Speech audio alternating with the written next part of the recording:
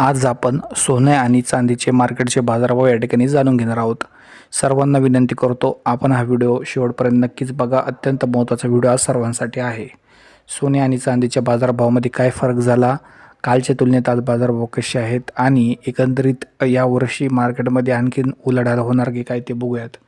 तर Boolean market या वेबसाईटनुसार आज 6 जानेवारी 2026 रोजी देशात 10 ग्राम 24 कॅरेट सोन्याचा दर हा 1,38,980 रुपये आहे.